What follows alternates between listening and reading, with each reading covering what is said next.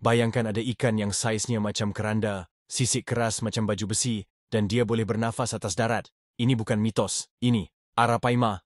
Arapaima, gergasi dari Amazon ni boleh cecah 4 meter panjang. Berat lebih 200 kilo. Dia bukan macam ikan biasa, sebab dia tak boleh hidup hanya dengan insang. Dia perlu timbul ke permukaan untuk sedut udara guna paru-paru khas. Ikan ni licik, senyap dan kuat. Cukup sekali libas, ikan lain boleh jadi bangkai. Dia power, kuat, besar dan tak takut piranha pun. Sisik dia kebal, pemangsa pun tak berani. Dalam kolam, dia jadi raja. Dalam pertarungan, dia jadi juara. Tapi jangan main lepas sesuka hati. Arapaima bukan ikan tempatan. Kalau dilepaskan ke Sungai Malaysia, dia boleh hapuskan ikan-ikan asli. Ekosistem boleh hancur. Jadi kau minat Arapaima? Ternak jangan salah tempat. Cintai ikan, tapi jangan rosakkan alam.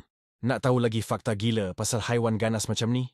Tekan like, follow dan jangan lupa, yang luar biasa selalu tersembunyi dalam air.